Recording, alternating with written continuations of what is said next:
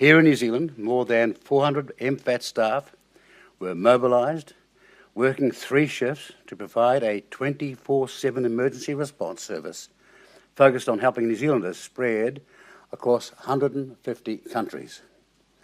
And our almost 60 ambassadors, high commissioners and consuls general around the world have as their number one task leading their teams to help our citizens stranded offshore. It's also the most complex consular response a New Zealand government has ever attempted, because rules around lockdowns, border crossings, transit and flights, and their links were and are changing every minute of every day. To give you a sense of its magnitude, during an average 3-month period last year, the Ministry managed around 700 consular cases. This year, in the 3 months since 27 January, MFAT's Wellington Consular Call Centre has received over 11,000 inquiries and provided consular support or advice to 1,500 New Zealanders in about 150 countries and territories.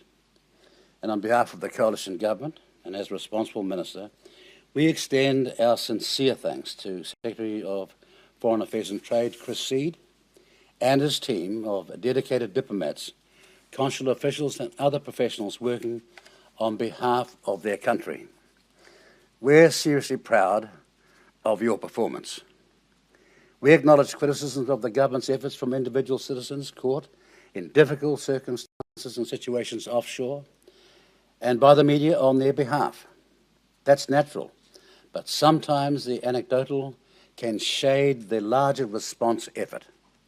So today offers an opportunity to explain the foreign policy dimension to choices the government has made in its COVID-19 response.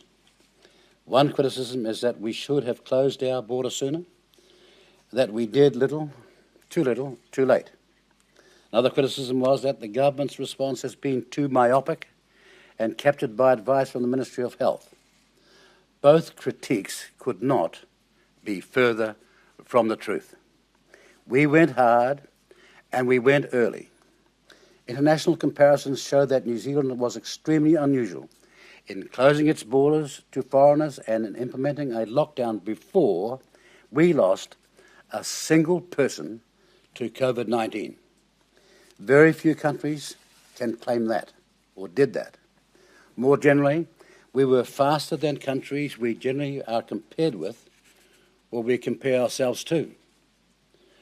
We required self-isolation by international arrivals 17 days after the first COVID-19 case was confirmed.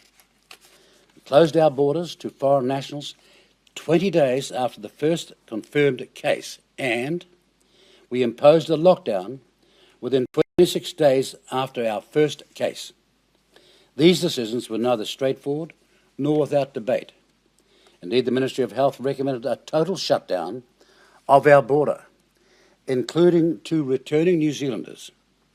From its health perspective, this was understandable and appropriate advice. But the Coalition Cabinet rejected that advice because it was and is inconceivable to us that we would ever turn our backs on our own people. So on March 17, New Zealanders were urged to come home right then and right now while commercial options remained available. We built from scratch managed isolation and quarantine systems to mitigate against the heightened health risk posed by returning New Zealanders to New Zealand. It was the right thing to do. Around 80,000 New Zealanders have so far answered the call and travelled home since 14 March. Many thousands of those returning were assisted by MFAT. This assistance has ranged from chartering planes to fly stranded New Zealanders home, getting Kiwis onto repatriation flights run by our partners, including Australia, Singapore, and the UK, smoothing transit issues and providing advice about travel options. The managed exit of foreign citizens stranded here was another complex decision. The domestic movement of thousands of people within New Zealand risked our national health goals, but one of the underpinnings of our relations between nations is reciprocity. That is, We expect other countries to help return our people to New Zealand. So it would be wrong and dangerous to prevent foreign nationals from leaving New Zealand. Cabinet rightly decided that, despite advice raising risks about the potential negative health consequences of such a decision, we needed to safely manage the exit of foreign nationals, and so we did. Around 45,000 foreign nationals departed our shores during the Level 4 lockdown. Through these experiences, we have built an effective delivery system for people safely entering and exiting our country, now and into the future.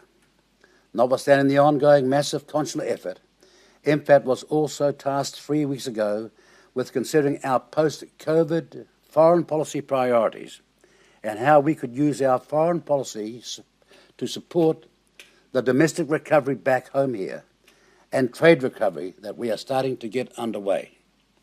Along with Minister of Trade David Parker, we'll soon be discussing with our Cabinet colleagues how New Zealand positions itself in the new normal that emerges post this COVID-19 crisis.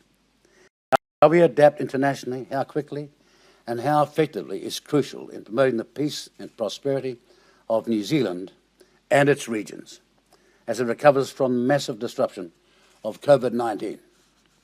Thanks for the chance to put on the record a salutation and appreciation to MFAT. It's very common to criticise civil servants, but when they step up and perform in the way they did, they deserve every taxpayer's appreciation.